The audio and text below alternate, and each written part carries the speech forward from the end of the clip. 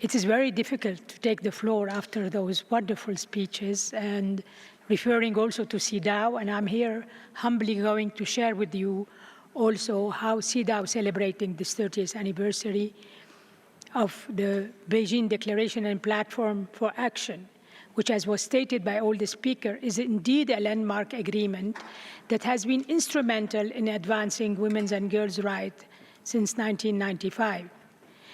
The Beijing Platform for Action comprehensive approach addressing 12 critical areas of concern has indeed, as was illustrated, guided policies and programs worldwide.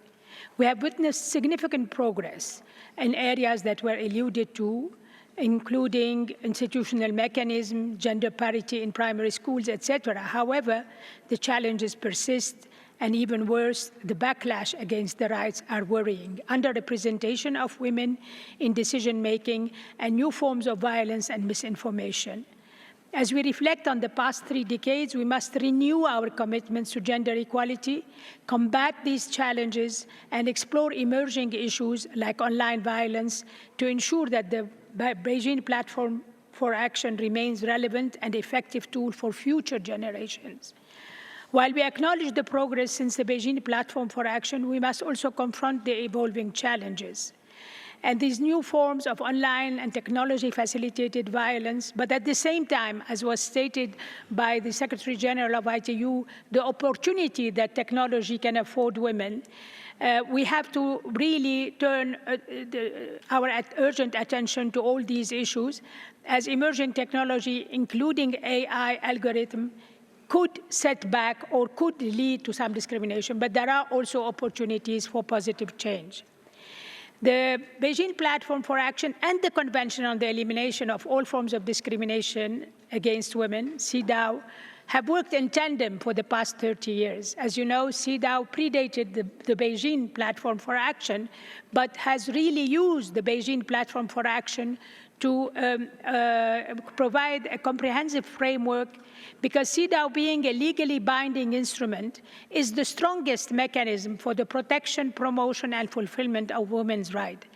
And CEDAW can hold states party accountable, and some of you in the room have seen that recently in some of the dialogue, but also accompany the state party to measure the progress and reinforce commitment. Through constructive dialogues and recommendations, CEDAW is the voice for millions of women. Its general recommendations, which are soft law tools, cover all the 12 critical areas of the Beijing Platform for Action, addressing women in poverty, education, healthcare, violence, armed conflict, political participation, and more.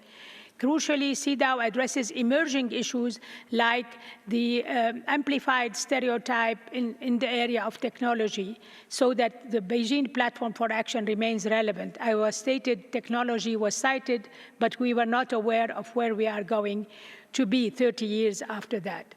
So I will not take you too much into the respective area, but I want to highlight, because it's an opportunity for me talking to this august audience of state parties, to say how much it is important when we look at women and poverty, when we look at the link and the role of women in economic development, to look also at those general recommendations that have been provided by CEDAW over the years.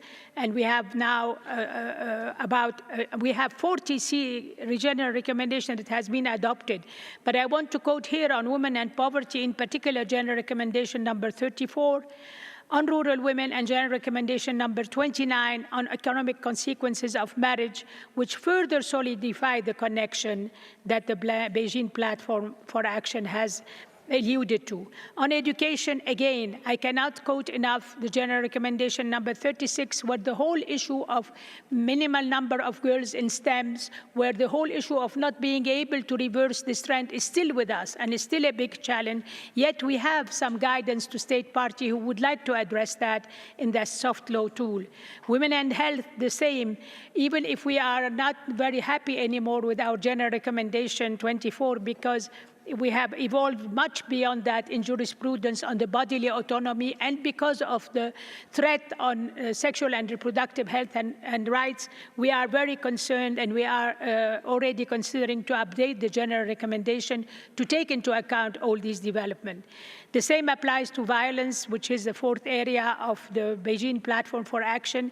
And there again, two general recommendations that are landmarks, 19, but in particular 35, that has also alluded to feminicide and all the development around this issue. Women and armed conflict, same again here, this very important first general recommendation number 30 on this issue, when we remember that the preamble of CEDAW is about role of women in peace, and we seem to have departed from that for many, many years. So bringing back the centrality of all of this, the same applies to women in leadership and decision-making, and many of you have been witness of the launch of GR 40 last year on parity, and the importance for all of us to continue addressing the challenge on women political representation. On institutional mechanism and for the advancement of women, I think the dialogue with state parties show how important it is to accompany the state in what they are trying to move from legal framework to application, from de jure to de facto equality. And when it comes to the area, ninth area of the Beijing Platform for Action on Human Rights of Women, we believe that CEDAW is at the core of this area of concern. CEDAW has sensitized and echoed crucial instruments and milestones, notably the Vienna Declaration and Program of Action of 1993, which reaffirmed that the human rights of women and of the girl child are an inalienable, integral, and indivisible part of universal human rights, emphasizing that women's rights are human rights as a core belief and a driver for achieving progress. So I think, again, in this area, we have one pillar in human rights and one pillar in development as a treaty, and this reconciliation of the two pillars is crucial. Women and media also, I just want to announce, many of you have been also part of the half day of general discussion on the new general recommendation that we're embarking on stereotypes, which will be general recommendation 41, and will be able also to address the role of media. And women and the environment, obviously, general recommendation 37 on climate change. And last, the girl's child. So I just want to conclude by saying that we need to ensure that the promise of the Beijing Plan for Action is not just upheld, but fully realized, as was said by previous speaker. And let us push forward with renewed determination, knowing that the legacy we build today will determine the future for generations of women and girls to come. Thank you.